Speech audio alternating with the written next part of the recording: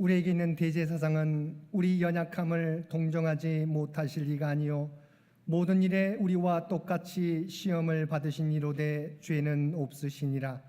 그러므로 우리가 긍휼하심을 받고 때를 따라 돕는 은혜를 얻기 위하여 은혜의 보좌 앞에 담대히 나아갈 것이니라. 아멘. 오늘은 사순절 셋째 주일입니다. 우리를 죄에서 구원하시기 위하여 독생자 예수 그리스도를 이 땅에 보내주신 하나님의 은혜에 감사하면서 이 시간 우리의 마음과 뜻과 정성을 모두어 하나님 앞에 예배 드립시다.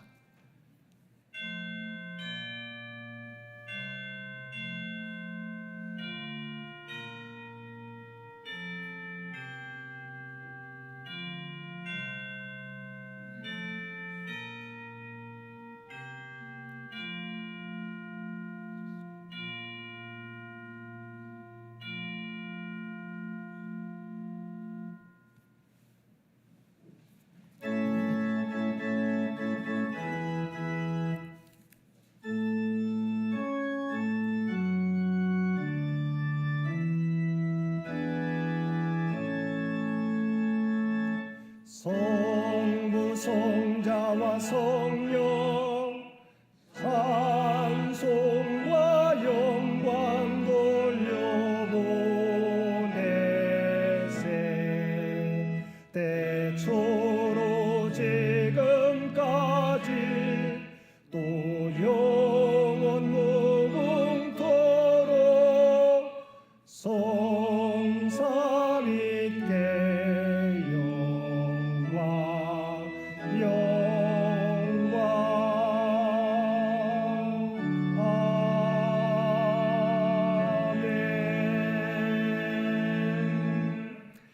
사랑과 은혜가 충만하신 아버지 하나님, 오늘도 주님의 십자가 은혜를 바라보며 우리의 죄를 고백합니다.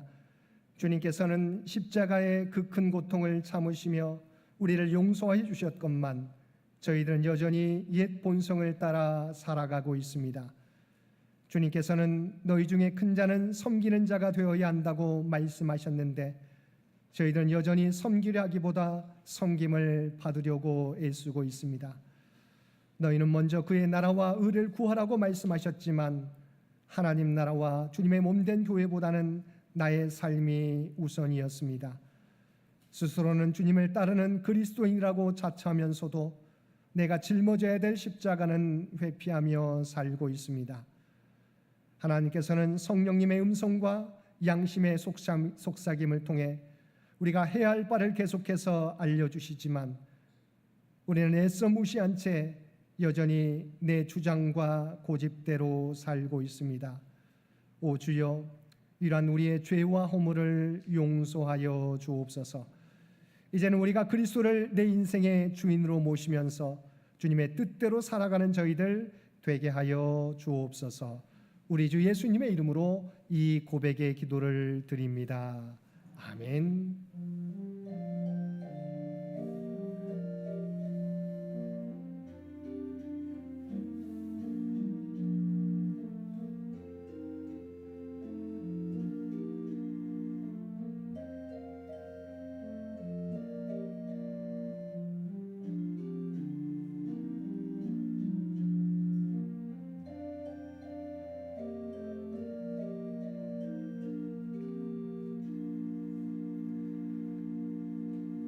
하늘에 계신 우리 아버지여, 이름이 거룩히 여김을 받으시오며 나라가 임하시오며 뜻이 하늘에서 이루어진 것 같이 땅에서도 이루어지이다. 오늘 우리에게 일용할 양식을 주시옵고 우리가 우리에게 죄 지은 자를 사하여 준 것 같이 우리 죄를 사하여 주시옵고 우리를 시험에 들게 하지 마시옵고 다만 악에서 구하시옵소서. 나라와 권세와 영광이 아버지께 영원히 있사옵나이다. 아멘.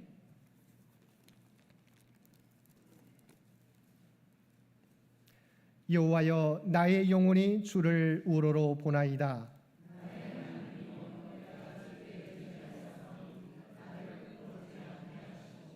나의 원수들이 나를 이겨 개가를 부르지 못하게 하소서.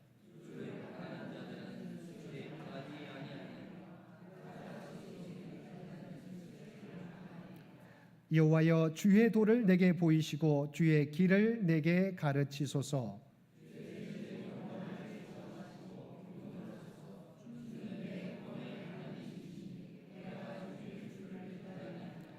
여호와여 주의 국률하심과 인자하심이 영원부터 있었사오니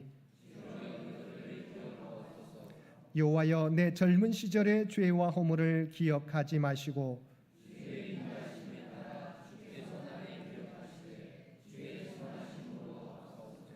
여호와는 선하시고 정직하시니 그러므로 그의 도로 죄인들을 교훈하시리로다.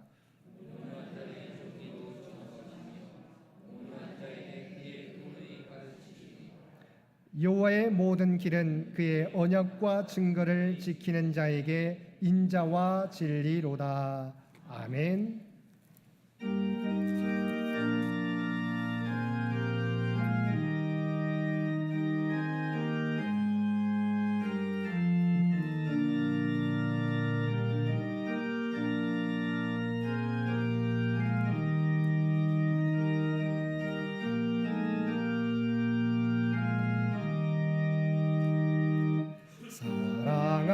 사랑하는 주님 앞에 형제자매 한자리에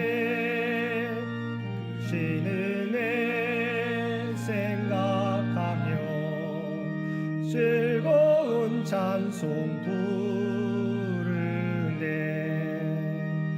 내 주 예수 본을 받아 모든 사랑 내 몸같이 환난 근심 위로하고 진심으로 사랑하세. 사랑하는 주님 앞에 온갖 충성 다 바쳐서 외로우나 즐거우나 주님만 힘써 섬기네. 우리 주님 거룩한 손 제자들의 발을 씻어 남 섬기는 종의 도를 몸소에 보이셨네. 사랑하는 주님의 수 같은 주로 섬기나니 한 피바다 한 몸이군 형제여 친구들이여 한 몸같이 친밀하고 마음으로 하나 되어 우리 주님 크신 뜻을 지성으로 준행하세.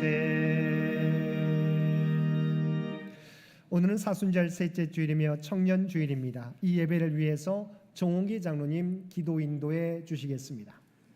다 함께 기도하겠습니다. 천지 만물을 창조하시고 늘 저희들과 함께 하시는 임마누엘의 하나님 아버지, 지난 주간 갑작스런 미 이스라엘과 이란의 전쟁으로 경제와 물가가 걱정되고 불확실성이 그 어느 때보다도 높은 현실 속에서도 원하는 것, 믿는 것, 해야 하는 것을 위해 살아가게 하시고 믿음과 충성이 손을 맞잡고 하나님 중심의 삶을 살게 하심에 감사드립니다. 교회 창립 100주년을 맞이하여 예년과 달리 120일 성경 통독으로 말씀과 함께 살게 하시어 미래에 대한 걱정과 두려움에도 담대하게 살게 하심에도 감사드립니다. 모두가 꿍꿍이가 있고 거짓으로 얼룩진 세상 속에서 저희들을 늘 지켜주시고 붙잡아 주시는 부활의 예수님, 오로지 예수님과의 관계만 원하며 누군가는 해야 할 일에 누군가 해주기를 바라고 어쩌면 선진국형 크리스천으로 살아가기를 원하고 있지 않은지요. 물레방아의 날개가 하나 둘 빠진 채로 계속 돌아가지만 언제 채워줄 수 있을지 모른 채 그냥 보고만 있지 않은지요. 이곳에 터를 닦고 예배당을 건축하고 100년을 이어왔듯이 신앙의 초심으로 돌아가 말씀대로 행하게 하옵소서. 이 땅에 저희들과 함께 하시는 성령님, 미사일과 드론의 공격으로 많은 생명이 죽어가는 전쟁의 참상이 지속되지 않도록 하루빨리 당사국 간의 협상으로 전쟁이 중단되게 하시옵고, 이로 인한 원유 수송 문제로 야기되는 경제적 혼란 속에서 대한민국과 저희들 큰 어려움 닥치지 않도록 도와주시옵소서. 저희들은 아직까지도 약하고 지정학적으로 환난에 노출되어 있사오니 하나님이여 속히 저희들에게 임하시어 어두운 현실에 빠지지 않도록 도와주시옵소서. 창현교회를 사랑하시고 지켜주시는 주님, 저희들의 오랜 간구가 아무런 응답 없이 거절된 듯 느껴질 때도 주님 앞에 서기를 멈추지 않게 하시옵고, 가나안 여인처럼 은혜의 부스러기라도 갈망하며 겸손하고 간절한 마음으로 무릎 꿇고 주님의 시간을 기다리며 포기하지 않는 믿음으로 인내하는 저희들과 가정과 교회 되게 하옵소서. 교회 창립 100주년을 맞이하여 기념 감사 예배 및 행사와 교회 환경 개선 등 많은 일들을 계획하고 있습니다. 주님이 함께하여 주시어 계획한 대로 진행할 수 있도록 물질적으로 어려움 없게 하여 주시옵고, 목사님, 부목사님, 장로님들 맡은 이들이 지치지 않게 하시옵고 시험 들지 않게 하시옵고, 온 성도들이 참여와 합심하는 기도로 100주년을 맞이하게 하옵소서. 주님의 잃어버린 양을 찾는 일이나 구역 모임을 활성화시키는 일에도 합심하여 기도하고 참여하게 하옵소서. 교회 식구들 가정이나 직장이나 사업장에 어려움 없게 하시고, 특별히 청년주의를 맞이하여 교회 곳곳에서 봉사하는 청년들을 기억하고 관심과 기도가 끊이지 않게 하시옵고, 직장 생활을 하거나 미래를 고민하면서 취업을 준비하고 시험을 준비하는 교회 청년들의 꿈과 비전이 이루어지게 하옵소서. 병마에 고통받고 요양 중이신 믿음의 어르신들을 주님의 권능의 손으로 어루만져 주시기를 간구하오며, 믿음과 기도의 끈을 놓지 않게 하시고 주위의 소망도 잃지 않게 하시어 회복되어 함께 예배드리는 기쁨이 있게 하옵소서. 오늘 올려드리는 성가대의 찬양을 기쁘게 받아 주시옵고, 묵묵히 주님과 교회를 위하여 수고하는 모든 분들과 특별히 교인들의 징교를 위한 식사 봉사를 하는 7, 8, 9역 식구들을 기억하여 주시어 복의 복을 더하여 주시옵소서. 오늘 교회 창립 100주년 특별 강연으로 한국교회 트렌드 2026이라는 제목으로 지용근 대표님이 말씀을 전해 주실 때 창현교회를 지키고 부흥하는 길을 찾는 은혜 받게 하옵소서. 이 모든 간구를 우리를 구원해 주신 주 예수 그리스도 이름으로 기도드립니다. 아멘.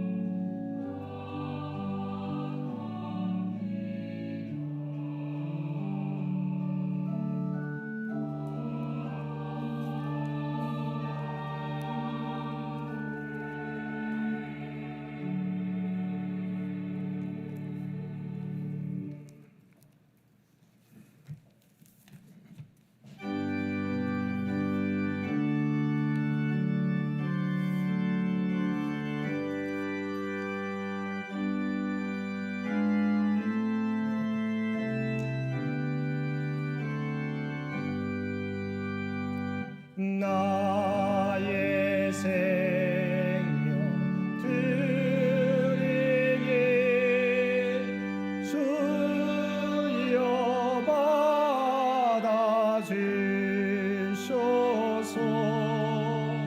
세상 살아갈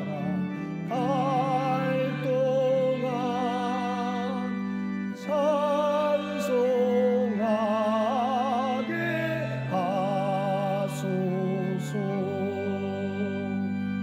논과 발을 드리니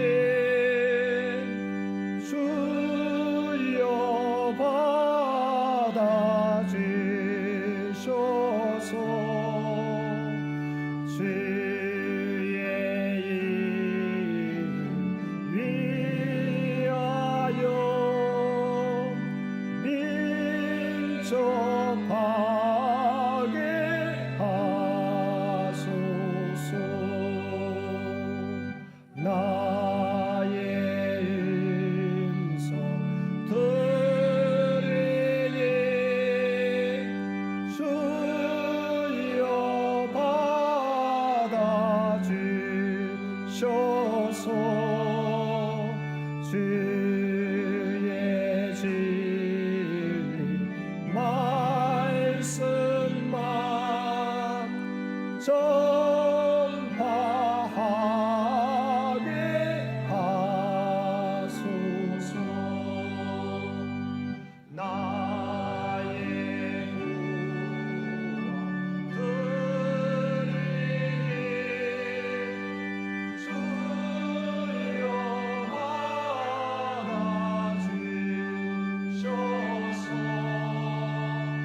하늘 나라를 위하여 그대로 쓰소서. 나의 신앙 드리니 주여 받아주소서.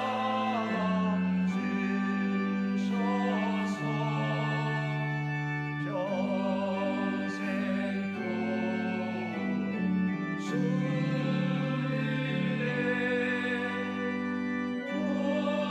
묵상하게 하소서.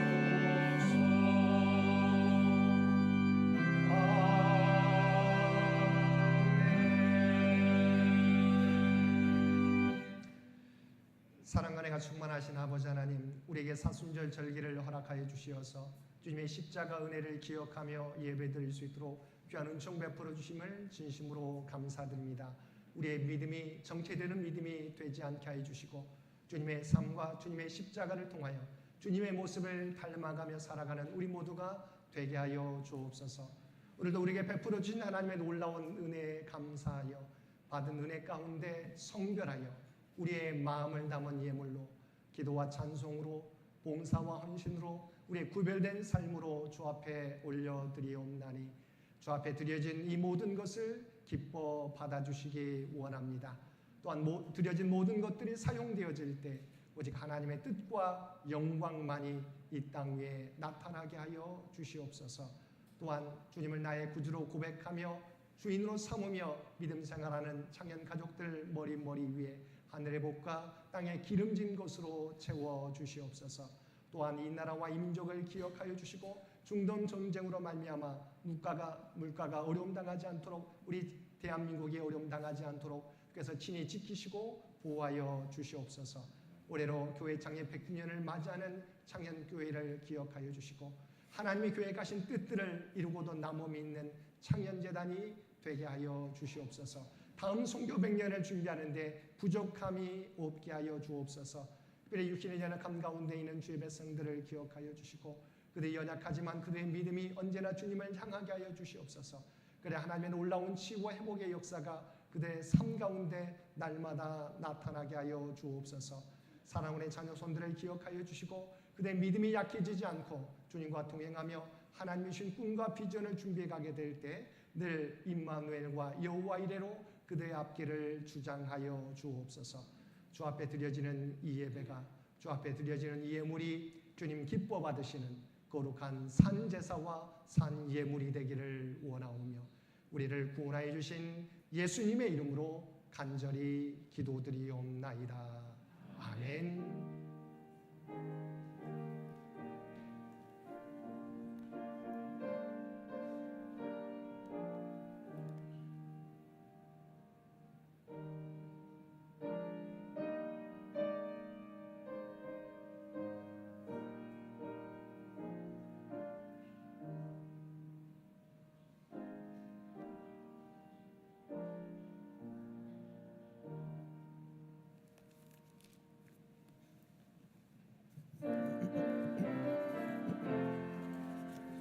사랑의 나눔 있는 곳에 하나님께서 계시도다. 사랑의 나눔 있는 곳에 하나님께서 계시도다. 오늘도 마음과 뜻과 정성을 다하여 예배드리는 우리 모든 성도들 가운데 하나님의 놀라운 은혜가 언제나 함께하여 주시기를 주님의 이름으로 간절히 축원드립니다. 오늘은 사순절 셋째 주일이며 청년 주일입니다. 사순절 기간 동안 그리스도의 십자가 고난을 묵상하며 경건과 절제, 그리고 다음 세대 주역인 청년들을 위해서 기도하며 그리스도의 삶을 닮아가는 모든 성도들 되시기를 바랍니다. 오늘은 우리 지난주에 권고를 드린 것처럼 우리 교회 창립 100주년 특별 강연 2차로 우리 목회데이터 연구소 소장이신 우리 지용근 대표님을 우리 모시고 말씀을 듣게 됩니다. 우리 한국 교회 트렌드를 또 분석하고 우리가 어떻게 준비해야 되는지, 특별히 교회가 부흥하기 위해서, 하나님의 뜻을 이루기 위해서 우리가 소그룹들을 우리가 발전시켜 나가야 되는데, 우리 소그룹 중심으로 귀한 말씀 전해 주시겠습니다. 오늘 오후 예배는 구약 5경, 우리 교단의 성경 공부 교재 구약 5경을 가지고 진행하게 됩니다. 다음 주일은 구역 예배와 모임으로 진행되게 됩니다. 수요 성서 연구 오전 11시에 해당되는 구역은 3구역과 4구역이 되겠습니다. 이번 주 암송구절 사도행전 2장 46절과 47절 말씀입니다. 우리 PPT에 나와 있습니다. 함께 봉독하겠습니다. 날마다 마음을 같이하여 성전에 모이기를 힘쓰고 집에서 떡을 떼며 기쁨과 순전한 마음으로 음식을 먹고 하나님을 찬미하며 또 온 백성에게 칭송을 받으니 주께서 구원받는 사람을 날마다 더하게 하시니라. 아멘. 우리 이번 주 암송구절 한 번 더 봉독하겠습니다. 날마다 마음을 같이하여 성전에 모이기를 힘쓰고 집에서 떡을 떼며 기쁨과 순전한 마음으로 음식을 먹고 하나님을 찬미하며 또 온 백성에게 칭송을 받으니 주께서 구원받는 사람을 날마다 더하게 하시니라. 아멘. 우리 3월 생일을 맞이하는 성도들의 생일과 생신을 축하드립니다. 3월 생일자 명단입니다. 이호정 집사님, 김성민 성도님, 김영철 집사님, 정은덕 권사님, 윤성구 집사님, 권은화 집사님, 이종천 권사님, 정성택 집사님, 송지한 성도님, 이시온 어린이, 임지원 청년, 설영한 권사님, 오정자 권사님 되겠습니다. 우리 3월 생일을 맞이한 우리 교우들을 위해서 한번 박수로 축하해 주시면 고맙겠습니다. 우리 3월 생일자들을 위해서 함께 기도드리겠습니다. 사랑과 충만하신 아버지 하나님, 하나님의 뜻이 계셔서 귀한 생명들을 이 땅에 보내주시고 하나님의 백성 삼아주신 것 진심으로 감사드립니다. 아버지 하나님, 주의 백성들이 이 땅을 살아가게 될 때 하나님이 베푸신 은혜를 늘 잊어버리지 않게 하여 주시옵소서. 그 은혜를 기억하고 그 은혜에 합당하게 살아가는 주의 백성들 모두 되게 하여 주옵소서. 무엇보다도 하나님을 더욱더 알아가게 도와주시옵시고 우리가 발을 딛고 서 있는 삶의 자리에서 그리스도의 아름다운 향기를 전하며 살아가는 주의 백성들 모두 되게 하여 주옵소서. 또한 하나님께서 이 땅에 보내주실 때 각자에게 주신 비전과 꿈이 있는 줄 믿습니다. 그들을 준비하며 살아가게 될 때 아버지 하나님, 하나님의 지혜와 능력을 그들 모두에게 부어 주시옵소서. 그래서 이 땅을 살아가게 될 때 하나님이 주신 모든 꿈들을 이루게 해 주시옵시고 하나님의 영광 나타내는 복된 삶이 되게 하여 주옵소서. 주님 오실 때까지 이 땅에서 아버지 안에 맡겨진 사명 감당함으로 하나님의 뜻과 영광을 드러내며 세상 가운데 그리스도의 선한 영향력을 나타내며 살아가는 주의 백성들 모두 되게 하여 주옵소서. 이 모든 간구 우리를 구원하여 주신 예수님의 이름으로 간절히 기도드리옵나이다. 아멘. 구역장 인도자 교육이 오늘 점심 식사 후에 우리 1층 소회의실에서 있겠습니다.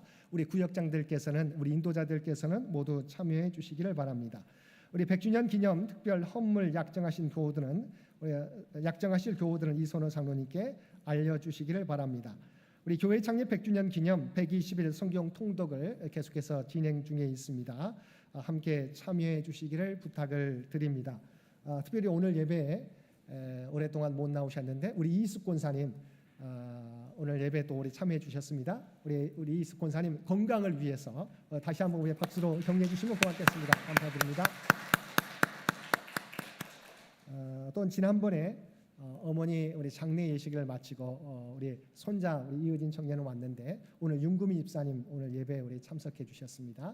우리 윤구미 집사님 잠시 일어서 주시면 어머니 장례를 마치고 오셨는데요. 우리가 그때 물론 우리 이효진 청년한테 우리가 목례로서 인사를 드렸지만 우리 한 번 더 윤구미 집사님 가정 하나님의 은혜가 그 가정 가운데 임할 수 있도록 한번 목례로 함께 우리 인사 나누시겠습니다. 앉아주시기 바랍니다. 이번 주 식사 봉사는 7구역에서 봉사해 주시겠습니다. 다음 주는 우리 구역 예배가 있어서 우리 종홍기 장로님 가정에서 식사를 준비해 주십니다. 기억해 주시기 바랍니다. 3월 일정 교회 주보에 나와 있습니다. 위에서 기도해 주시기를 부탁을 드립니다. 장기 요양 환우들을 위한 기도도 잊지 마시고 계속해서 기도해 주시기 바랍니다. 나머지 광고는 주보를 참고해 주시기 바랍니다. 구약의 말씀 전도서 4장 9절에서 10절까지 말씀입니다.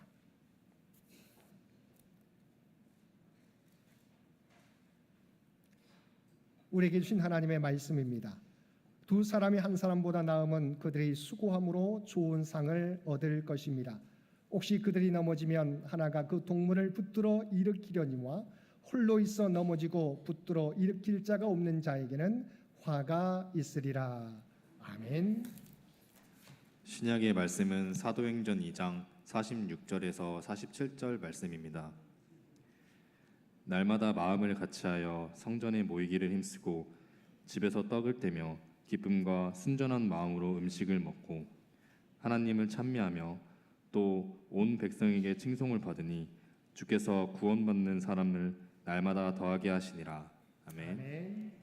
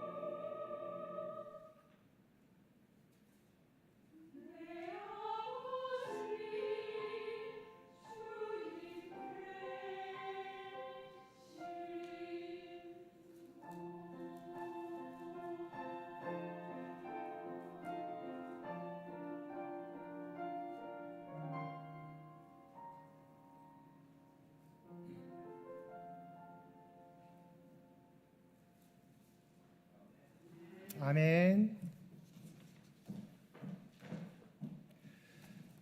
오늘 말씀은 우리가 광고 드린 대로 우리 한국 교회에서 너무 유명하셔서 사실 일정 잡기가 쉽지 않았는데 저희가 오늘 일정을 잡고 말씀을 전해 주십니다. 우리 한국 교회 트렌드 2026년 대표 저자로서 변화되는 시대 가운데 우리 교회가 어떻게 준비해야 되는지 우리가 말씀을 전해 주실 텐데요. 특별히 오늘 말씀은 우리 소그룹 중심으로 말씀을 전해 주시겠습니다. 우리 지용근 대표님 나오실 때 우리 큰 박수로 맞이해 주시면 고맙겠습니다.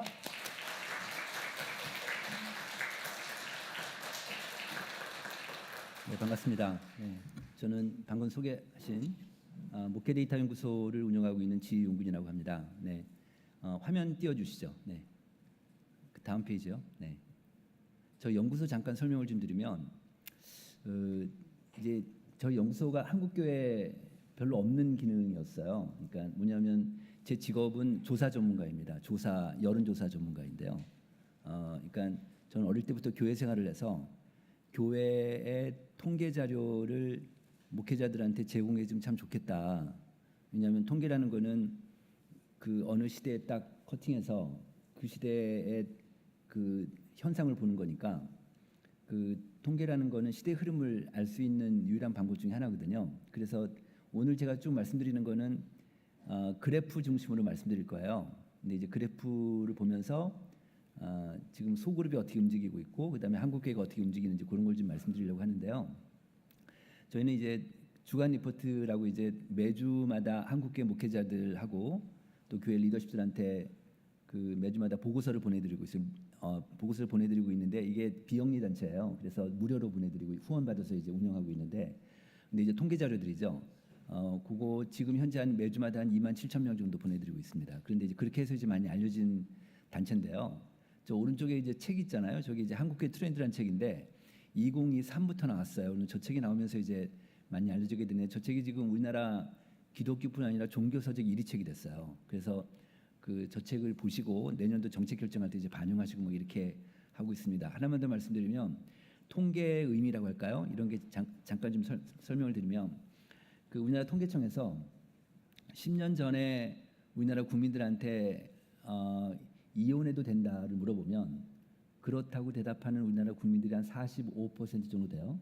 근데 지금은 어느 정도 될까요? 지금은 한 65%까지 올라가요. 그러니까 사람들 생각이 이렇게 바뀌는 거죠. 그다음에 또 예를 들어서 대학생들 있죠.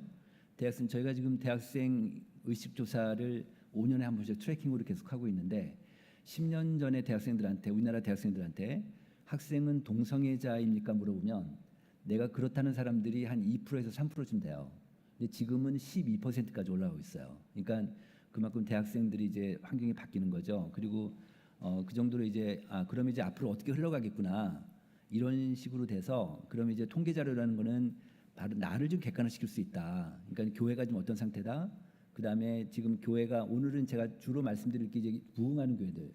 지금 코로나 이후에 다들 어렵지만 부흥하는 교회들이 있을 거 아니에요. 그죠? 그 부흥하는 교회들 특징을 좀 오늘 말씀드리려고 해요. 근데 이제 그 중에 하나가 소그룹인데 그런 것들 좀 말씀드리도록 하겠습니다. 다음 페이지 넘어갈까요? 네, 먼저 우리나라 이제 주요 지표들 간단하게 말씀드리겠습니다. 보시면 그 왼쪽 그래프는 뭐냐면 그 코로나 전에 하고 지금하고 비교했을 때 그 주일 현장 예배 나오는 사람들 비율이에요. 그러니까 코로나 전에 100명이 오면 지금은 몇 명 오는지 회복도를 본 건데 지금 여기 보시면은 25년 5월달 그 왼쪽 페이지 보시면 그 왼쪽 그래프 중 91%돼 있잖아요. 저기 이제 마지막 데이터인데 그러니까 지금 91%가 이제 회복이 된 거예요. 근데 이제 오른쪽은 교회 학교예요. 교회 학교는 74%가 회복이 됐죠. 그러니까 어른들은 그래도 90% 좀 얼추 회복이 됐는데 아이들이 회복이 안 되는 거예요. 왜 그럴까요? 왜 교회 학교는 어른보다 덜 회복이 될까요? 여러 가지 이유가 있지만 가장 큰 이유는요. 그들의 부모하고 관련이 있어요. 지금 이제 그들의 부모 세대인 게 3040들이잖아요. 아마 이제 우리 교회도 교회 학교가 이렇게 많지는 않을 텐데 그 교회 학교 그러니까 지금은 어떤 시대냐면 가족 종교화 시대라고 그래요. 그러니까 부모가 교회 다니면 애들도 교회 다니고 부모가 교회 안 다니면 애들도 교회 안 다니는 시대가 됐어요.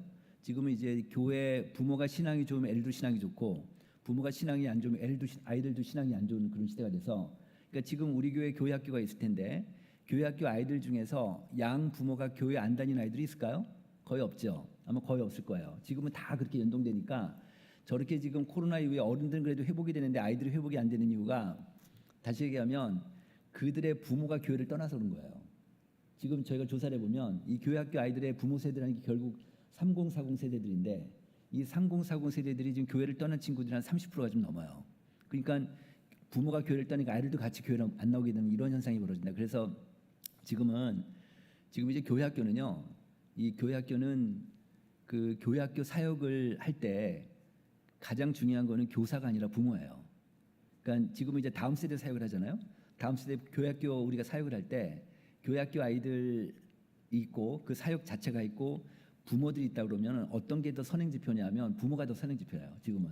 그러니까 부모를 잡으면 아이들이 되는 거예요. 예컨대 그 제가 재작년 말에 그 분당에 있는 만나교회라고 있어요. 그 만나교회 목사님을 만났는데 이 목사님 저한테 그러세요. 자기네 교회가 1월부터 3월까지 새신자가 3,000명이 들어왔다는 거예요. 말도 안 되지. 그렇게나 많이 들어온 거예요. 근데 그 중에 2,000명이 3040들이래요. 30대 40대. 근데 우리가 보통 이제 초신자들이 들어오고 수평기존자, 그러니까 다른 교회에서 있다가 이제 그냥 교회 옮긴 그 기신자들 그런 사람들인데 자기 생각에는 대부분이 거의 다가 기신자들이래요. 다른 교회에서 온 사람들인 거예요. 그런데 이 상궁상들이 많이 들어오니까 아이들까지 같이 따라 들어올 거 아니에요. 근데 교회가 어른들은 수용할 수가 있는데 아이들을 수용하기 어려운 거예요. 교회학교가 이게 안 되니까. 그래서 애들 다 집으로 돌려보냈대요. 그러니까 지금 시대는 부모를 전도하면 아이들이 따라 들어와요. 그렇게 되는 시대가 됐어요. 그러니까 지금 이런 전략으로 간다면 이제 우리가 이제 뭐 교사대학 같은 걸 하잖아요. 교사대학보다 더 중요한 건 부모대학인 거예요. 지금 부모가 되게 중요한데, 그러니까 그만큼 이제 그러니까 교회학교 교사들 있잖아요. 그럼 교사 교육을 시킬 때 어떤 교육을 시켜야 되냐면 부모하고 소통하는 교육을 시키셔야 돼요. 이제는 교사가 하는 역할이 있다면 교사 역할이 있다면 그 교사 역할의 한 30%나 40%는 부모하고 상담하는 그런 게 되게 필요한 거죠. 그런 시대로 바뀌었다 이렇게 볼 수 있겠습니다. 그 다음 페이지 볼까요? 이거 뭐냐면 이제 주요 사역들입니다. 사역들인데 사역들이 보시면 헌금이 88%가 회복이 됐고요. 그 다음에 소그룹이 74, 그다음에 성역 공부가 73, 전도 성교가 70, 지역사회 부재봉사가 70이고 새신자 등록이 56이에요. 그러니까 이 얘기 뭐냐면 맨 오른쪽에 새신자를 보면 새신자는 과거에 100명 들어왔으면 지금 56명밖에 안 들어오니까 어때요? 그러니까 지금은 전도가 안 되는 시대예요. 그죠? 확실히 전도가 확 줄어들었단 말이에요. 그리고 그 사역들도 한 70%밖에 안 되는 거예요. 왜 그럴까요? 사람들은 한 90% 회복이 됐는데 사역은 기본적인 뭐 소그룹이나 뭐 성령 공부나 제자 훈련이나 뭐 지역사회 봉사하는 것들이 다 70%밖에 안 되니까 이거 왜 이런 현상이 벌어질까? 사람들은 어느 정도 얼추 회복이 됐는데 왜 사역이 회복이 안 될까요? 이건 뭐냐면 교회 안에 헌신자들이 줄어든 거예요.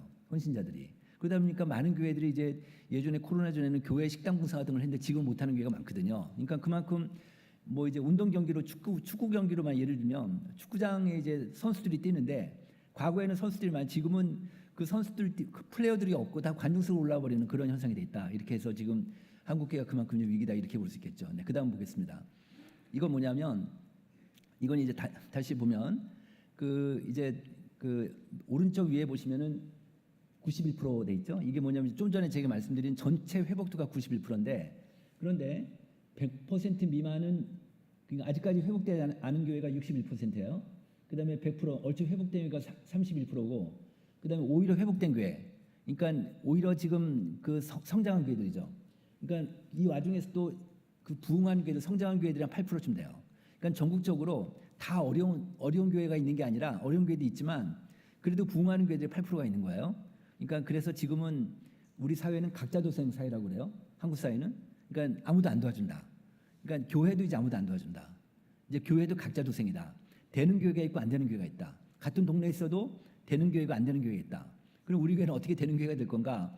근데 되는 교회라는 말이 쉽지 이거는요. 두 가지가 있어요. 하나는 그 교회의 건강성이 올라가요. 그 교회의 공동체성. 그러니까 교인들의 영성들이 올라가고 교회가 더욱더 과거보다는 공동체성이 강해지고 그다음에 교인 간의 친밀감, 유대감이 높아지고 소그룹이 잘 되고 이런 건강성이 있고 또 이거 한편은 또 양쪽으로 부흥하는 또 교인 수가 그 교인 수가 이제 올라가는 이런 게 있는데 저희가 조사를 해보면 교인 수가 올라가면요 이게 그러니까 양적인 성장이 되면 질적인 성장이 같이 돼요. 거꾸로 얘기하면 교회가 건강해지면 질적 성장이 올라가면 양적 성장이 같이 돼요. 그러니까 어떻게 보면 그래서 보면 이 부흥하는 교회들하고 쇠퇴하는 교회들하고 이 두 교회를 비교해 보면요, 이 부흥하는 교회들의 교인들의 영성이 뛰어나요. 더 영성이 깊어요. 그러니까 교인들의 영성이 올라가면 그만큼 교회는 부흥하게 돼 있어요. 이런 특징이 있다는 걸 좀 말씀드리고 싶습니다. 그다음 볼까요? 이번에 이제 그 한국교회 트렌드 2016이 저희가 10개 주제를 정했는데 그중에 하나만 제가 오늘 말씀드릴게요. 돌봄이에요. 돌봄. 이 돌봄을 얘기하고, 그러니까 돌봄 주제가 돌봄이란 주제로 책이 나오고 나서부터 올해 목표를 돌봄으로 정한 교회가 꽤 많아요. 꽤 많은데, 근데 어쨌든 한번 볼게요. 이 데이터는 뭐냐면 잘 안 보시겠지만 제가 잘 설명드릴게요. 이건 뭐냐면 이 목사님들하고 성도들한테 이 두 그룹한테 뭘 물어봤냐면 교회에서 돌봄을 받아야 될 대상이 누군지 물어봤어요. 그랬더니 첫 번째가 영적으로 침체를 겪고 있는 성도들이에요. 두 번째가 우울감, 공황 장애 등 심리적 어려움을 겪고 있는 사람들, 세 번째가 육체 질환 있는 성도들, 이렇게 나왔어요. 그런데 이걸 보시면 교회에서 돌봄을 받아야 할 대상, 저희가 이 조사를 하기 전에는 예상은 뭐였냐면 육체적으로 아픈 사람들, 그 다음에 정신적으로 아픈 사람들, 그 다음에 독거노인들, 이런 교인들을 돌봐야 될 대상이라고 생각했었어요. 근데 딱 뚜껑을 열고 보니까 첫 번째가 뭐예요? 첫 번째가 영적 침체를 겪고 있는 사람들이에요. 이건 저희가 생각하지 못했어요. 그런데 영적 침체를 겪고 있는 사람들이 우리 중에 누군지 아세요? 우리 교인들 중에? 잘 모르죠. 잘 몰라요. 왜 그러냐면 소그룹이 안 돼서 그래요. 이 소그룹이 되면 구역 모임이 되면 거기서 자기 영적 얘기를 할 거 아니에요. 자기 신앙적인 얘기도 하다 보면 그러면 그 사람의 영적 침체도를 알고 그 상태를 알고 서로 도와주고 또 기도해주고 하는데 소그룹이 안 되는 교회들은요, 누가 영적 침체를 겪고 있는지 절대 몰라요. 예를 들어서 여기서 이제 오늘 그 성가대 은혜, 정말 저 은혜를 많이 받았는데 성가 되게 좋았어요, 저한테는. 근데 성가대원들끼리 찬양을 하지만 연습 시간을 참 많이 두고 찬양을 하지만 누가 영적 침체를 겪고 있는지 잘 몰라요. 왜냐하면 서로 얘기를 안 하니까, 서로 자기 고백을 안 하니까 잘 모르는 거죠, 그죠? 그래서 이 돌봄의 가장 중요한 거는 소그룹이 돼야지만 가능해요, 사실은. 그죠? 그래서 이제 근데 현대 교회가 이 돌봄이 되게 중요한 시대가 됐다, 이렇게 볼 수 있겠습니다. 그다음 페이지 볼까요? 그다음에 보겠습니다. 이거 뭐냐면 이거는 돌봄을 받아야 될 대상, 좀 전에 물어본 거하고 실제로 교인들한테 물어본 거예요. 귀하는 그러면 그 교인들을 얼마나 돌봤는지, 돌본 경험이 있는 게 뭔지 물어봤어요. 그랬더니 저 오른쪽에서 세 번째 보세요. 육체 질환 성도, 그러니까 육체적으로 아픈 사람들은요, 돌봄을 받아야 될 비율이 17인데 돌봄을 한 비율은 20이에요. 그러니까 오히려 더 돌봄 한 비율이 더 높아요. 이거 뭘까요? 교회 안에서 아픈 사람, 육체적으로 아픈 사람들은 다 우리가 기도해 주는 거예요. 돌봄이 되고 있어요. 웬만한 교회들이 육체적으로 아픈 분들은 다 돌봄이 돼요. 다. 왜냐하면 아프면 광고를 하고 교회에서는 다 알게 되거든요.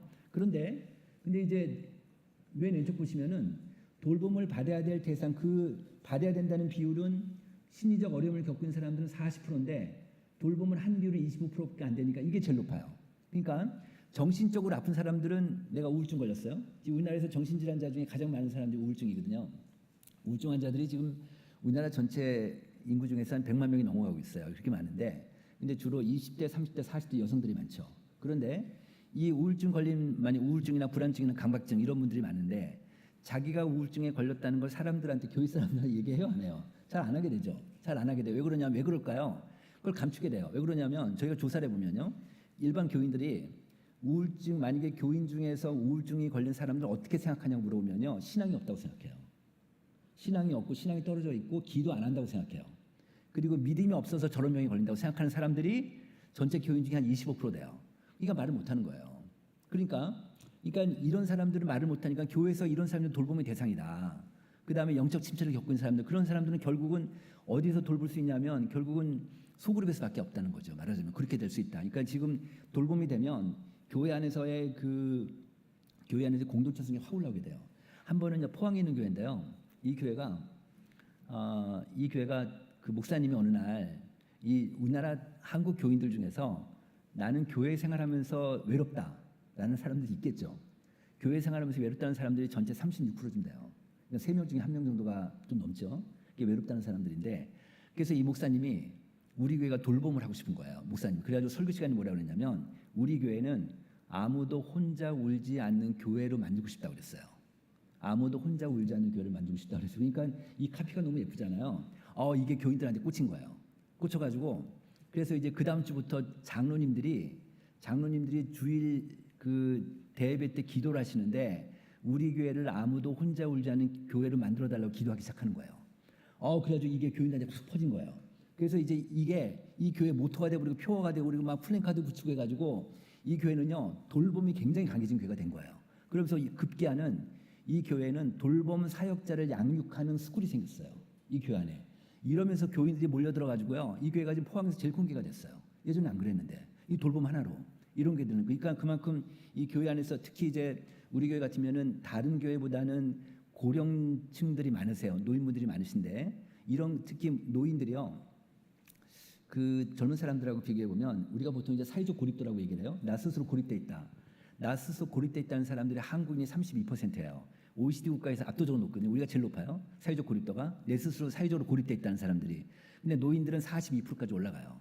그러니까 그만큼 노인들이 고립돼 있으니까 노인들 이런 같이 그 수고를 통해서 같이 돌보는 게 되게 중요한 시대가 됐다. 이렇게 좀 말씀드릴 수 있겠습니다. 그다음 페이지 볼까요? 그다음에 이건 뭐냐면 이거는 이제 교회에서 돌봄을 해야 될 주체가 누구냐를 물어보니까 그 성도들은 뭐라고 답했냐면 모든 성도, 그러니까 하늘세계 성도 응답인데요. 모든 성도라는 응답이 제일 높아요. 과거에는 목사님이었거든요. 목사님 특히 이제 중소형 교회들은 다 목사님이었는데 그게 좀 바뀌었어요.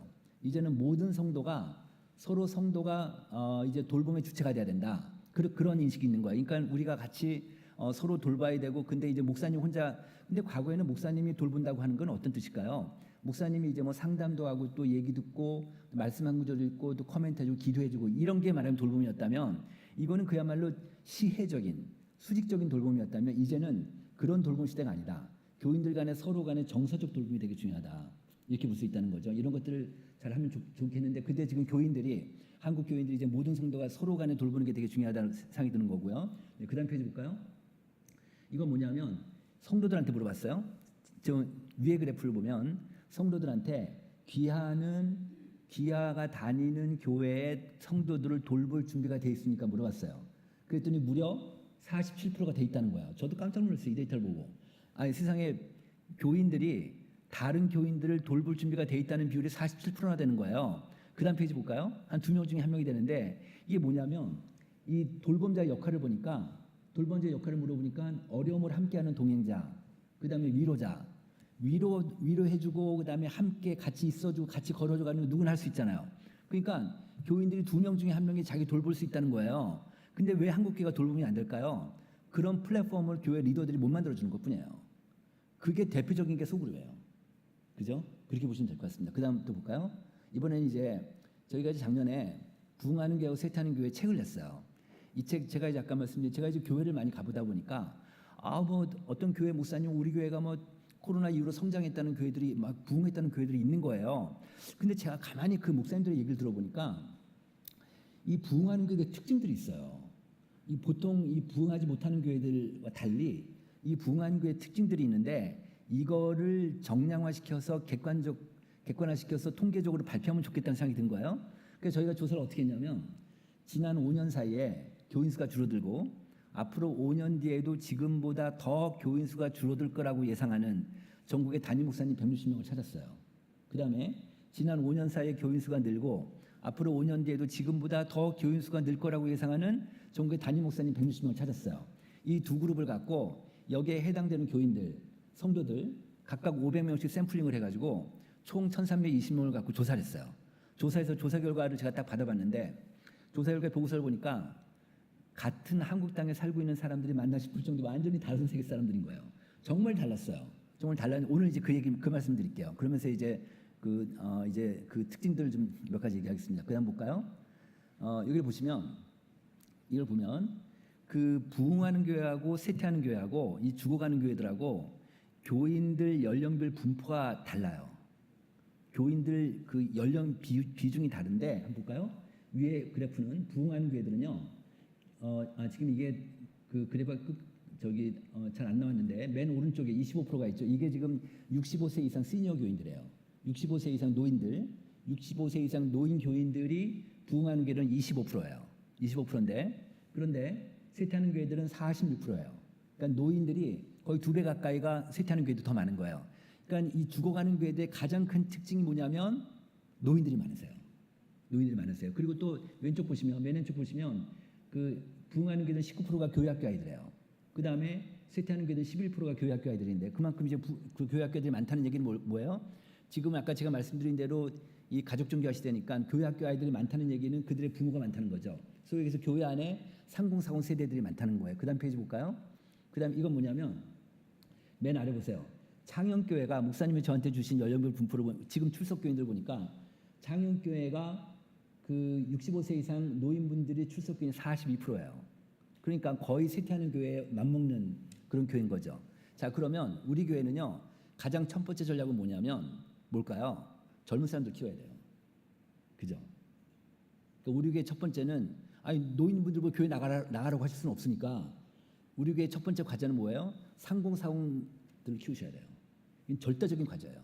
절대적인 과제다. 근데 재밌는 게 뭐냐면 그래서 많은 교회들이 3040들이 이제 허리 세대니까 지금 미래 교회를 우리 교회 지금 미래로 간다고 하면 3040들이 많아야 될 테니까 30대 40대가 많아야 될 테니까 이 사람들이 없으면 안 되니까 이제 교회에서 막 투자를 해요. 예산도 투입하고 3040 공동체도 만들고 자기네끼리 소그룹도 하게 하고 막 그리고 뭐 돈도 막 이렇게 해서 투입하고 이제 목사님도 거기 관심 갖고 그러다 보니까 이게 문제가 있는 거예요.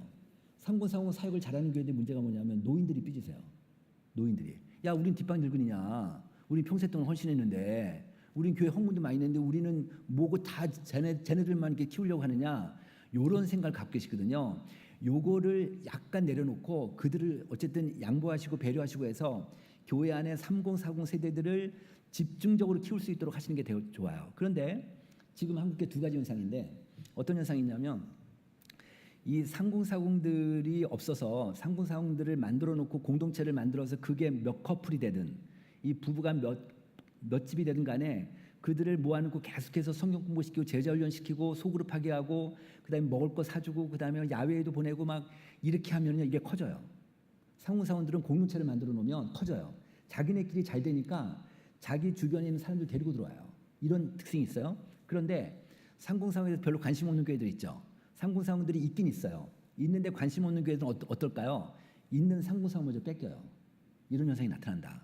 그래서 그만큼 상공사원이 중요하다. 그걸 제가 오늘 꼭 한번 말씀드리고 싶습니다. 다음에요. 근데 이건 뭐냐면 자 이제 그 저희가 한 60개 문항 정도를 조사를 했어요. 그래가지고 이제 쭉 조사를 하고 나서 거의 마지막 문항에 뭘 물어봤냐면 부흥하는 목사님들, 부흥하는 교회 목사님들한테 목사님 교회가 부흥하는 결정적인 이유 두 가지만 체크해달라고 그랬어요.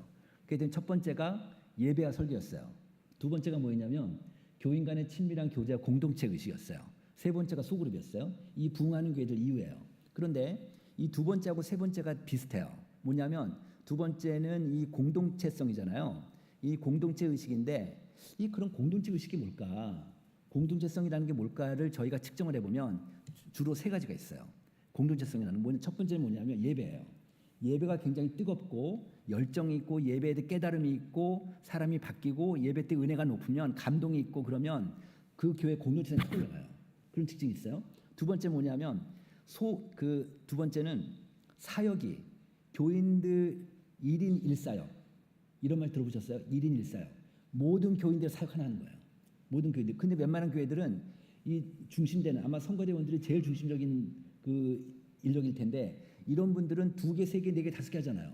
그런데 그거를 다 나눠서 1인 1사역을 하는 거지. 말하자면 그런 교회들이 굉장히 사역 참여도가 높으니까 교회 공동체성이 굉장히 올라가요. 정말 뭐 매일마다 교회 나오고 사람들이 평일날도 교회 나오고 계속 사역이 움직이니까 공동체성이 되게 올라가요. 또 하나 뭘까요? 소그룹이에요. 소그룹. 이 소그룹이 굉장히 잘 되면 많은 교인들이 거의 대부분의 교회들이 소그룹으로 움직여서 매주마다 소그룹으로 같이 삶을 나누고 눈물이 있고 거기서 삶이 바뀌고 그다음에 치유가 일어나고 이런 소그룹이 있거든요. 이런 소그룹이 분명히 있어요. 한국에 있거든요. 이렇게 되면 교회가 공동체성이 굉장히 올라가겠죠. 가장 첫 번째 요인이 뭐냐면 소그룹이 잘 되면 첫 번째 이유가 예배가 되게 은혜가 많아요. 예배가. 왜 그러냐면 소그룹 하는 사람들이 소그룹 안 하는 사람보다 예배 때 주일 예배 때 하나님의 임재를 더 훨씬 더 많이 느껴요. 이러거든요. 그게 소그룹이 그만큼 중요한 거예요. 그래서 제가 말씀드린 예배하고 사역 참여하는 거하고 그다음 소그룹하고 이 세 가지 중에서 가장 영향도가 높은 게 공동체성의 영향도가 높은 게 소그룹이에요. 그러니까 저 두 번째, 세 번째를 합하면 소그룹이라고 볼 수 있어요. 그렇게 되면 대그룹, 다시 얘기하면 예배와 설교는 대그룹이라고 볼 수 있잖아요. 대그룹하고 두 번째, 세 번째 소그룹. 그러니까 지금 현대교회, 부흥하는 교회들의 특징 중에 두 가지를 뽑는다면 대그룹하고 소그룹인 거예요. 대그룹하고 소그룹을 잡고 가는 교회인 거죠. 말하자면. 그 다음 페이지 볼까요? 제가 오늘 말씀이에요. 이 말씀인데 제가 이제 좀 전에 그 데이터를 보면서 이 말씀이 사도행전 말씀이 생각이 난 거예요. 이 말씀을 보면 사도행전 2장 말씀인데 이게 초대교회잖아요. 초대교회 이 원형을 본 특징을 보면 날마다 마음을 같이하여 성전에 모이기를 힘쓰고 이거는 예배당에 가는 거니 대그룹이라고 볼 수 있잖아요. 대그룹이에요. 거기서 예배를 드리고 같이 성도 간의 교제를 나누고 대그룹이에요. 그 다음에 집에서 떡을 떼며 기쁨과 순전한 마음으로 음식을 먹고 하나님을 찬미하며 이거는 소그룹이죠. 집에서 떡을 떼고 같이 하나님을 찬미하고 같이 소그룹을 하는 거예요. 이러면 결과가 두 가지예요. 그러니까 대그룹이 잘 되고 소그룹이 잘 되면 결과 두 가지가 뭐예요? 첫 번째는 뭐예요? 온 백성한테 칭송을 받는데요. 이거요.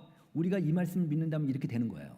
그리고 또 하나 뭐냐면 구원받는 사람을 날마다 더하게 한다는 거예요.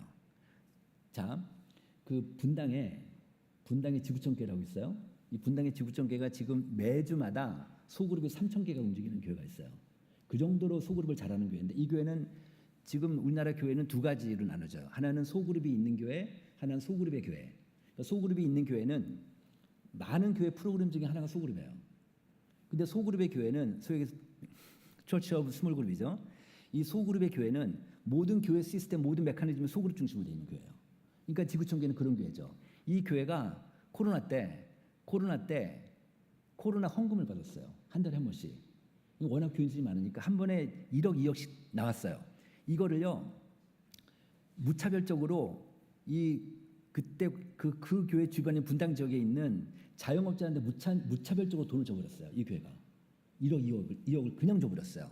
아 그러니까 분당 지역에 있는 사람들이 기독교에 대한 인식이 되게 높아지는 거예요. 기독교에 대한 긍정적인 그 호감도가 높아지는 거예요. 교회 어쨌든 그런 그 은혜를 받았으니까.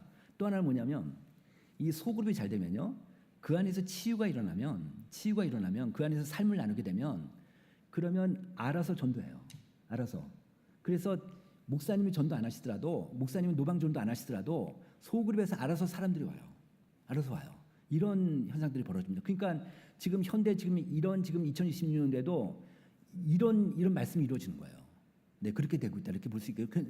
그러니까 이 말씀을 보면 사도행전의 원형이 이 대그룹하고 소그룹을 잡고 가는 교회들이 결국 사도행전의 가장 큰 특징이었는데 앞페이지 다시 볼까요? 앞페이지로 한번 보십시오. 자, 이렇게 개인주의적인 성향이 그렇게 교회 안에 들어와 있고 세속주의가 이렇게 교회 안에 들어와 있음에도 불구하고 아까 얘기했던 8% 전국의 8% 정도 되는 교회들은요. 이게 소그룹하고 대그룹을 끝까지 버티면서 잡고 가는 교회들인 거예요. 다시 얘기하면 제가 말씀드리면 대그룹도 사실은 소그룹의 영향을 받아요. 소그룹이 잘 되면 대그룹도 영향을 받거든요. 결국 소그룹이에요. 그래서 소그룹이 잘 되는 게 부흥하는 거예요. 그래서 그렇게 되면 교인들의 영성도 올라가고 교회가 굉장히 단단해지고 그다음에 서로 간의 친밀도도 올라가고 유대감도 올라가고 굉장히 좋은 바람직한 그런 교회가 되는 거죠. 그렇게 좀 볼 수 있겠습니다. 그래서 이런 것들을 좀 염두에 보시고 좀 하시면 좋은데 이게 소그룹이 잘 안 돼요. 잘 안 돼요. 근데 이게 왜 그러냐면 이게 왜 안 되는 이유가 뭐냐면 사람들이 지금 이게 어떻게 보면은 시대 흐름하고 역행되는 일이에요. 지금 이 시대는요. 사람들이 인간관계를 줄이고 싶어요. 인간관계를. 사람들이 한국인들이 그래요. 인간관계를 줄이고 싶어 하는데 소위 얘기해서 느슨한 인간관계를 좋아해요. 성가대가 잘 되는 이유가 느슨한 인간관계거든요. 그죠? 교회 사역하는 것들은 자기 얘기 안 해도 되거든. 자기 고민 얘기 안 해도 되거든요. 그냥 느슨한 인간관계예요. 사역하는 건. 그게 잘 되는 거예요. 그런데 소그룹에 들어가면 자기 얘기를 해야 될 거 아니에요. 그러니까 힘든 거. 그래서 안 들어가려고 그래요. 전국적으로 보면 매주마다 정기적으로 소그룹을 하는 사람들이 전국적으로 몇 프로 될까요? 22%밖에 안 돼요. 그 정도로 적어요. 그렇거든요. 그런데 이렇게 부흥하는 교회들, 이 소그룹이 잘 되는 교회들은요. 어떤 특징은 소그룹에 들어가는 거잖아요. 이거는요. 자기를 오픈하려고 하고 자기 얘기를 하는 거니까 시대적인 흐름하고는 반대잖아요. 그래서 이런 교회들이 소위 얘기해서 안티컬처 무브먼트라고 그래요. 그러니까 반문화 운동을 하는 거예요. 그죠? 그러니까 교회가 잘 되는 교회들은 이 시대 흐름하고 역행되는 반문화 운동을 하는 거다. 이렇게 볼 수 있겠습니다. 그런 특징이 있다고 볼 수 있겠습니다. 근데 여기서 되게 특이한 건 뭐냐면 아마 여러분도 우리 교회가 창인교회가 다 부흥하기를 원하실 거예요. 그죠? 다 부흥하기를 원하시는데 그런데 오른쪽에서 두 번째 보세요. 두 번째 보시면 부흥하는 이유가 전도가 아니래요. 되게 특이하죠? 역설적이죠? 그러니까 전도의 활발한 전도 활동이 꼴찌에서 두 번째예요. 뒤로 밀리는 거예요. 그러니까 그만큼 뭐예요? 전도보다 더 중요한 게 뭐다? 공동체성이다. 그러니까 예배하고 소그룹이다. 이렇게 보시면 되겠습니다. 한번 여러분들이 이제 올해부터 구역 모임을 하시니까 이걸 좀 잘 하셔가지고 근데 지금 이제 한 달에 한 번 하시잖아요. 이걸 이제 2주에 한 번 하고 매주 하시고 해서 계속해서 좀 하시면 좋을 것 같습니다. 또 그다음 페이지 보겠습니다. 네, 다음이요. 근데 이건 뭐냐면 교회가 이번엔 거꾸로 쇠퇴하는 교회 목사님들한테 물어봤어요. 쇠퇴하는 교회 목사님들한테 쇠퇴하는 이유가 뭐냐 물어봤어요. 그랬더니 첫 번째가 뭐냐면 상고상이 줄어든다는 거예요. 두 번째가 뭐냐면 다음 세대가 줄어든다는 그죠? 근데 첫 번째 그래프하고 두 번째 그래프 키를 보세요. 서로 비슷하죠. 이게 세트로 움직여요. 세트로. 그러니까 상고상이 떨어져 나가면 이탈하면 아이들도 같이 나가는 거예요. 근데 상고상들이 들어오면 애들도 같이 들어오는 거니까 그 지금 시대에는 교회가 줄어들고 죽어가는 교회들 가장 공통적인 특징이 뭐냐면 상공상들이 줄어드는 거예요. 그 얘기 뭐냐면 교회가 그만큼 노인들 중심의 그 어르신들 중심의 교회 문화가 있으니까 상공상들이 버티지를 못하는 거예요. 버티지 못해 그들만의 문화나 그들만의 그런 게 트렌드가 있을 텐데 그거를 교회에서 해주지 못하니까 그냥 알아서 떨어져 나가서 상고상들 잘 되는 그런 교회로 이동하는 거죠. 말하자면 그렇게 되고 있습니다. 그래서 우리 교회가 상고상이 이렇게 많지는 않겠지만 어쨌든 그들을 잘 세우시는 게 되게 중요하겠다고 볼 수 있겠습니다. 그 다음 페이지 볼까요? 자, 이건 뭐냐면 소그룹입니다. 소그룹 보시면 그 부흥하는 교회들은요 소그룹이 활발하다는 비율이 76%예요. 근데 쇠퇴하는 교회들은 소그룹이 침체되어 있다는 비율이 61%예요. 그러니까 뭐 큰 차이가 나잖아요. 그러니까 이게 저희가 한 60명 정도 조사했는데 부흥하는 교회하고 쇠퇴하는 교회를 가장 가르는 판별하는 가장 결정 변수가 소그룹이었습니다. 그렇게 보시면 되겠습니다. 네, 다음에요. 그다음에 이건 뭐냐면 이제 상공들도 제가 좀 전에 말씀드린 그런 데이터입니다. 그다음 넘어갈게요. 그다음에 이제 소그룹이 잘 되니까 교회가 굉장히 활력이 올라가요. 교회가 그래서 여기 보시면 교회 분위기가 부흥하는 교회가 활력이 있다는 비율이 86%고요. 쇠퇴하는 교회는 29%밖에 안 돼요. 죽어가는 교회니까 분위기가 좀 어렵지. 근데 이 부흥하게 되니까 교인들도 많아지고 그다음 소그룹이 잘 되니까 교회가 그만큼 활기차니까 이렇게 되면 어떤 효과가 있을까요? 일단 교인들이 교회에 대한 만족도가 올라가요. 우리 교회가 좋다는 생각이 확 올라가는 거예요. 목사님도 교회에 대한 만족도가 확 올라가는 거죠. 그런 특징이 있습니다. 그러니까 교회가 다 좋아지는 거죠. 말하자면 그렇게 될 수 있겠네요. 그래서 우리 교회가 지금까지는 아직까지 침체되어 있다면 자 그래서 소그룹을 통해서 다시 한번 일어서는 그런 교회가 됐으면 좋겠다는 생각이 듭니다. 네. 다음 또 보겠습니다. 이건 뭐냐면 그다음에 우리가 지금 소그룹을 잘 안 하다가 이제 하기 시작했잖아요. 이거는 변화죠. 변화예요. 여러분들이 그 변화에 얼마나 수용할 수 있는가. 옛날에 그 미국의 그 G라는 회사가 있는데 거기에 이제 전 회장인 잭 웰치라고 있어요. 이 사람이 임원회 있을 때마다 한 얘기가 있대요. Change or die. 우리가 변하지 않으면 죽는다. 우리 교회가 그동안 변하지 않았기 때문에 계속해서 더 성장하지 못한다라는 인식을 갖고 자 우리가 그럼 어떤 걸 변해야 될 건가? 우리가 뭘 변해야 될 건가? 이거로 한번 고민해 보면 좋겠다. 이때 성가대 있잖아요. 그런 성가대 계속 매주마다 하시잖아요. 성가대가 뭘 변해야 될 건가를 고민하실 필요가 있다는 거예요. 그죠? 우리가 뭘 변해야 될 건가? 우리 사역에서 뭘 변해야 될 건가? 우리 교회가 뭘 변해야 될 건가를 계속 고민하는 게 되게 중요했다는 거죠. 그다음 페이지 보겠습니다. 그다음에 이제는 좀 더 구체적으로 그 소그룹 얘기하겠습니다. 소그룹 정의 한번 볼까요? 소그룹은 정해진 시간에 3명에서 12명 정도의 그리스도인들이 그리스도 안에서의 풍성한 삶의 가능성을 발견하고 성장하려는 공통의 목적을 갖고 의도적으로 얼굴을 맞대고 한 자리에 모여 삶을 나누는 모임이다. 이게 소그룹의 정의예요. 그런데 저희가 이제 소그룹 리더들, 소그룹 인도자들, 구역장님들이죠. 소그룹 인도자들을 대상으로 조사를 해보면요. 소그룹 하는 목적이 뭐냐고 물어봐요. 그럼 뭘까요? 대답을 못하세요. 잘 모르세요. 소그룹을 인도하는데도 불구하고 소그룹 목적이 잘 모르세요. 그리고 겨우 응답하는 게 뭐냐면 교제라고 대답해요. 교제. 근데 소그룹의 목적은 뭐다? 성장이다. 성장이에요. 소그룹의 목적은 성장이다. 우리 구성원들을 어떻게 성장할 건가를 늘 고민하는 게 소그룹 리더의 그러니까 가장 중요한 역할이에요. 그러니까 우리가 성장하려면 어떻게 해야 돼요? 성장하려면 자기 얘기를 해야 되죠. 근데 우리나라 소그룹의 가장 큰 어려움이 뭐냐면 자기 얘기 안 하고 남 얘기해요. 남 얘기하다 끝나는 거예요. 그리고 자기 얘기하고 교회 얘기하는 거예요. 그리고 일반 사회적인 얘기가 끝나는 거예요. 자기 얘기는 조금밖에 안 하고. 그리고 만약 정치 얘기하다 서로 싸움이나 나고 이렇게 되는 거예요.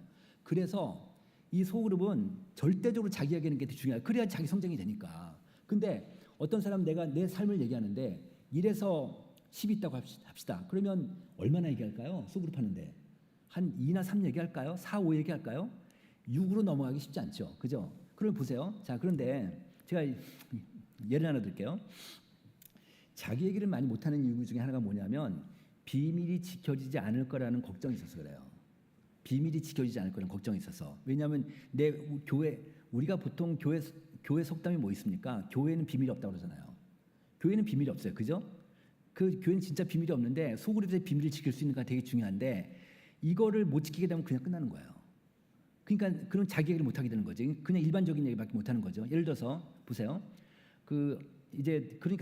그러니까 아까 제가 말씀드린 사람들은 소그룹에 잘 안 들어가려고 하는데 자기 얘기를 해야 되니까 안 들어가려고 하는데 구역장님이 인도자가 계속해서 아는 집사님이 좀 오라고 해가지고 결국 설득해서 갔어요. 갔는데 이 사람은 자기 얘기를 하고 싶지 않아.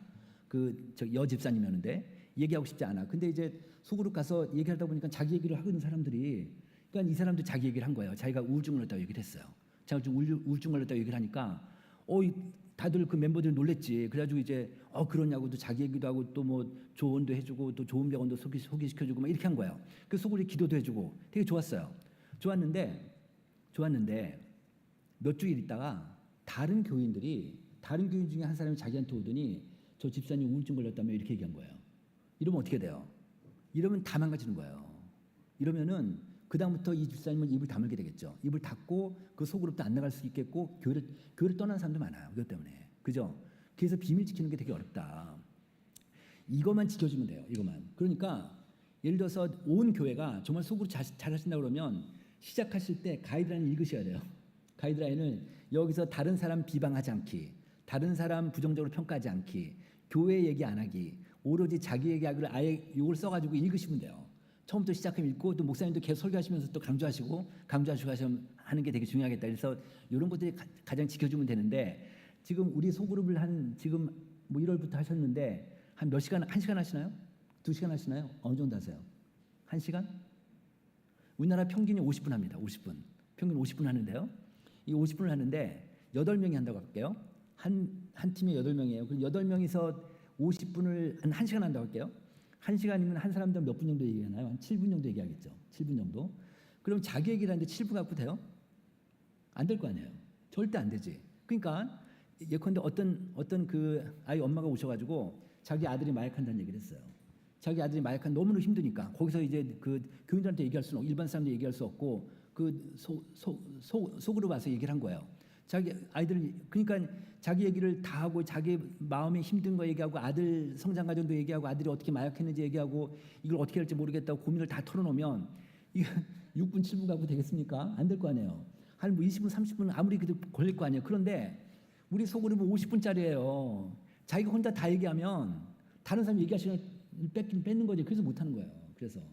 그래서 부흥하는 교회들이 속을 시간이 길어요. 2시간 3시간 하는 거예요. 그래서 여러분도 주일 오후에 속으로 한 달에 한 번 하지만 그 시간을 길게 한번 해보세요. 끝나는 시간을 정해놓지 말고 충분히 얘기할 수 있도록 한번 해보시면 좋을 것 같습니다. 그렇게 한번 해보시면 좀 많이 좀 그래도 좀 그 효과적이지 않겠나 이런 생각이 듭니다. 그 다음 페이지 볼까요?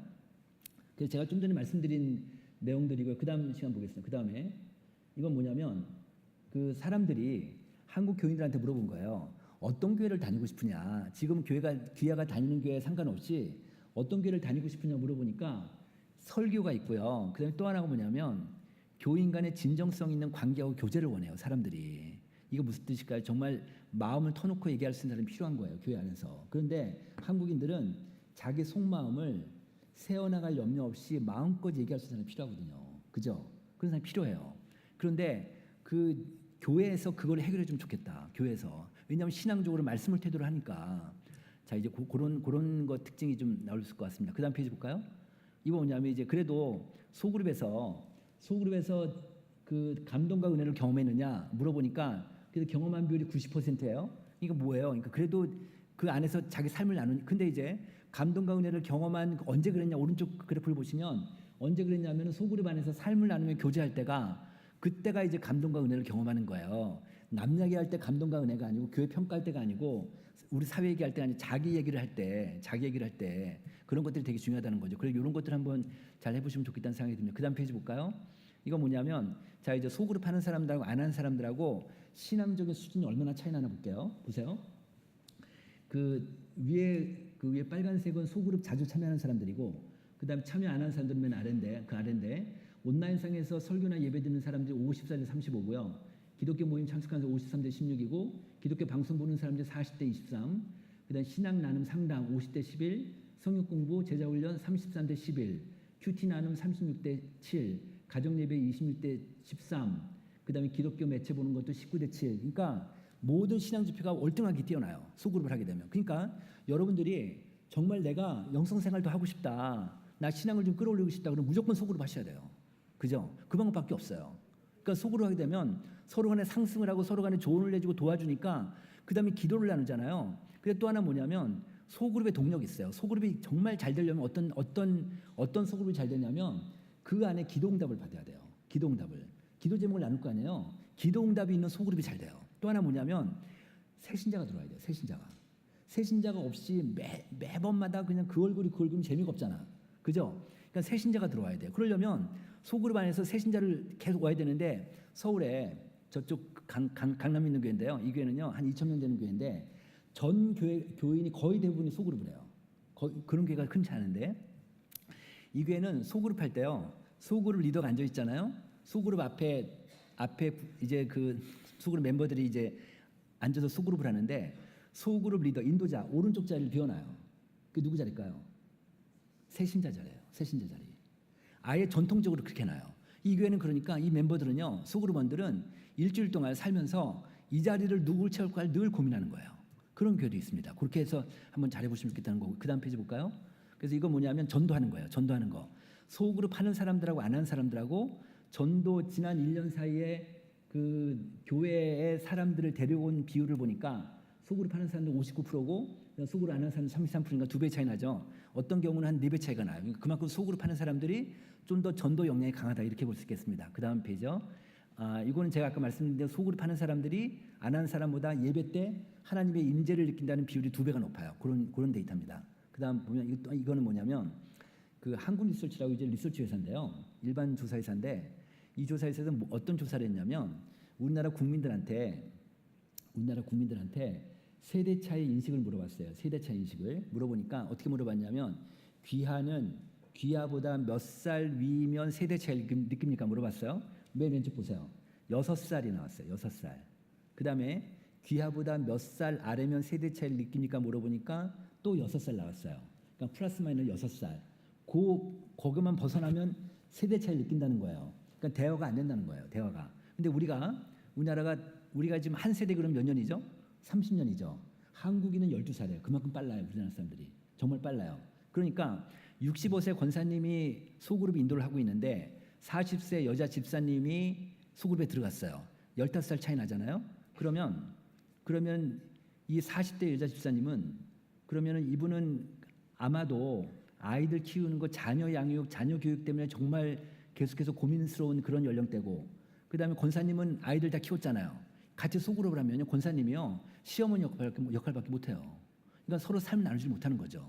그래서 동년배끼리 관심사가 똑같은 사람끼리 나누는 게 굉장히 중요하다. 한국에서는 이렇게 볼 수 있겠습니다. 그래서 이제는 소그룹 시작하시지만 소그룹 구성을 할 때도, 그러니까 편성을 할 때도 연령별로 어느 정도 맞춰주는 게 되게 좀 중요할 것 같습니다. 그래서 또 큰 교회들 있잖아요. 큰 교회들이 이제 지역별 교구들 있잖아요.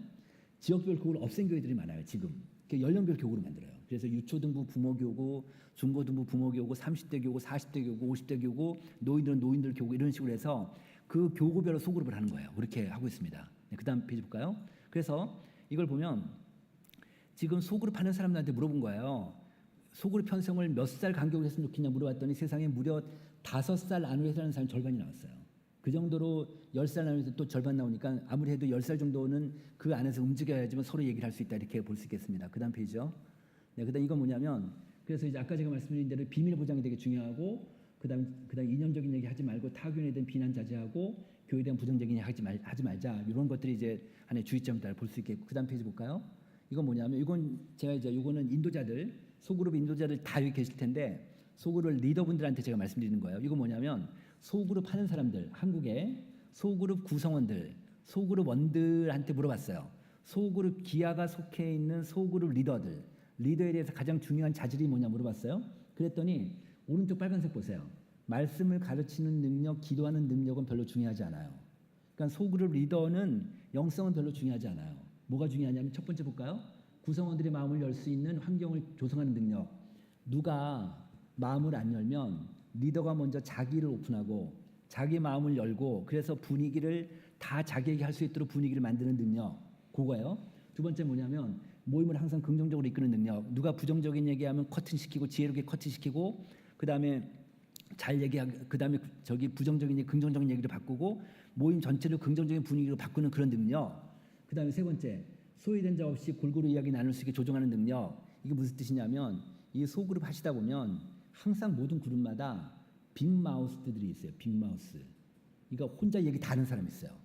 혼자 그냥 뭐 다 얘기하고 지가 문제 주고 뭐 해답 주고 혼자 다 얘기하는 사람이 있고 그 때문에 그 사람 때문에 다른 사람 얘기를 못 해요. 그죠? 그 사람을 여하이 얘기를 좀 줄이게 하고 1대1로 만나서 좀 설득을 하는지에서 얘기를 줄이게 하고 다른 사람을 얘기를 골고루 시킬 수 있는 능력. 소위 얘기해서 이런 능력을 영어로 얘기하면 뭘까요? 퍼실리테이터 역할이에요. 그죠?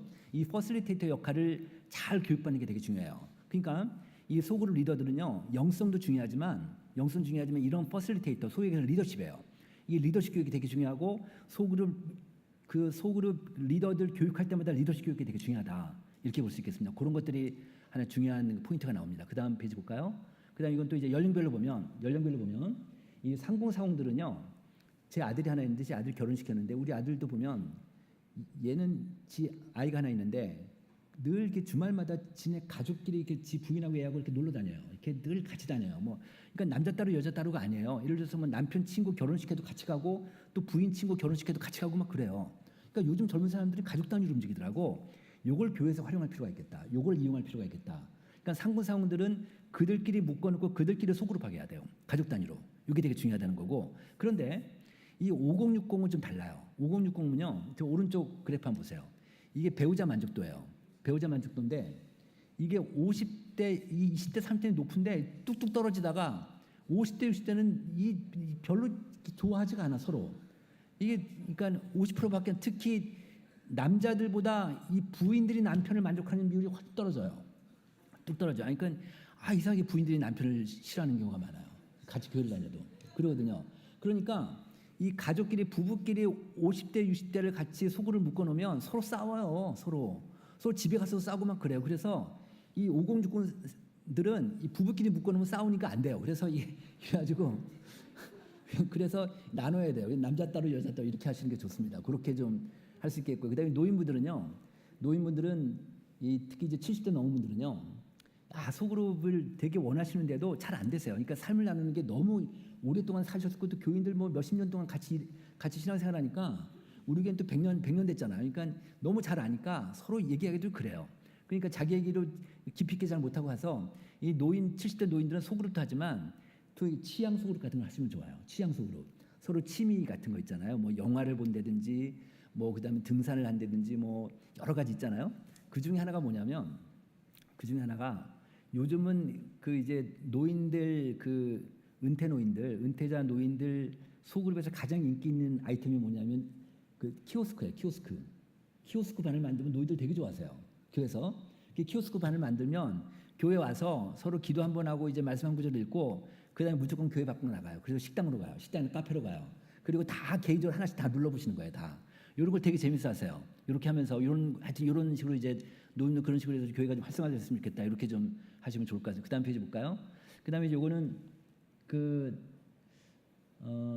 이건 그냥 넘어가겠습니다. 네, 그냥 넘어갈게요. 자, 이제 시간이 다 돼서 이제 마무리하겠습니다. 보겠습니다. 이거 보시면 제가 이제 아까 말씀드린 대로 지금 그 부흥하는 교회를 특징을 통계적으로 뽑아본 걸 갖고 이제 미래교회를 본 거예요. 미래교회는 결국 소그룹이 강한 교회가 살아남는다 이렇게 되는 거예요. 미래교회는 반드시 소그룹이 강한 교회가 살아남는다. 소그룹이 안 되고 예배 주시면 교회들은 다 어려워질 거예요. 분명히 어려워질 거예요. 그래서 소그룹을 강화시키는 게 되게 중요하고, 또 하나 뭐냐면 소그룹만큼 중요한 게 뭐냐면 교인들이 노인분이라도 교인들이 적극적으로 사회 참여하는 게 좋다. 사역에 참여하는 게 좋다. 취향 소그룹이라도 어쨌든 간에 교회에서 뭐래도 하나씩 하는 게 좋다. 우리 교회는 100명이 안 되니까 아예 이런 캐치프레이즈가 좋아요. 그러니까 예를 들어서 오늘 아까 제가 보니까 세상에 빛이 되는 교회인데 이런 캐치프레이즈도 좋지만 1인 1사역 이런 거죠. 말하자면 1인 1사역. 모든 교인이 사역 하나를 한다. 소그룹이 됐든 뭐가 됐든 간에 그런 캐치프레이즈 한번 교인들 한번 이렇게 해서 교회가 전체적으로 에너지가 오르는 그런 교회가 됐으면 좋겠다는 생각이 들고요. 또 하나는 뭐냐면 지금 밖에서 생각보다 계속 치고 나가는 교회들이 많아요. 정말 뛰어난 교회들이 많거든요. 그런 교회들을 계속 벤치마킹을 하고 정말 잘 되는 교회들, 치고 나가는 교회들을 잘 보고 우리도 어떻게 변해야 될 건가를 계속적으로 변화를 좀 시도하고 모색하고 하는 게 중요할 테니까 우리 교회가 몇십 명 안 되지만 그래도 우리 교회 안에 변화 기획팀 같은 걸 하나 만드셔가지고 뭘 변해야 될지를 계속해서 기획 전략팀을 만들어서 한번 논의해 보시고 고민해 보시고 기도해 보시고 또 전략을 세워 보시고 또 평가돼 보시고 그런 교회가 됐으면 좋겠습니다. 여기까지 마치겠습니다. 감사합니다. 네.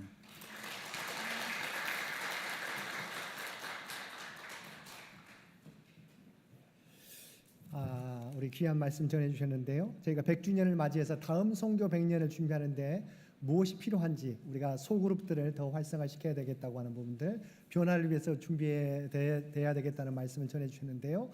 우리 귀한 말씀 전해주신 우리 지용군 대표님께 한번 뜨겁게 한번 박수해 주시고 고맙겠습니다.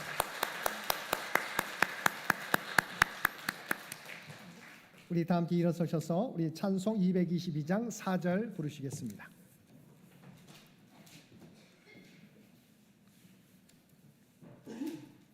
222장 4절입니다.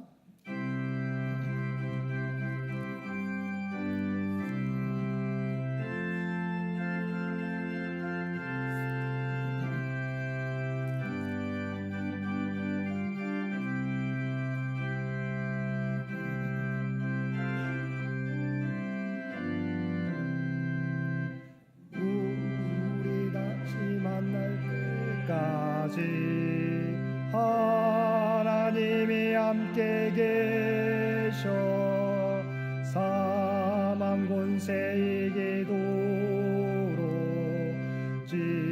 지켜주시기를 바라네. 다시 만날 때 예수 앞에 만날 때 다시 만날 때 그때까지 계심 바라네. 이제 하나님께서 우리를 세상으로 보내십니다. 주님 다시 오실 때까지 하나님과 이웃을 사랑하며 주의 사랑과 복음을 널리 전하십시오.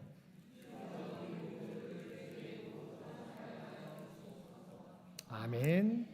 이제는 우리 주 예수 그리스도의 은혜와 아버지 하나님의 극진하신 사랑하심과 성령님의 세상 끝날까지 우리와 함께 하시며 동행하시는 놀라운 교통의 역사가 오늘 주신 말씀을 따라 다음 선교 100년 소그룹을 활성시켜 정말 하나님의 기뻐하시는 교회로 성장시키며 나아가겠노라고 결단하며 세상 가운데 나아가는 사랑 주의 백성들과 그의 가정과 산업의 터전 위에 이제로부터 영원토록 함께 해주시기를 우리 주 예수님의 이름으로 간절히 축원하옵나이다. 아멘.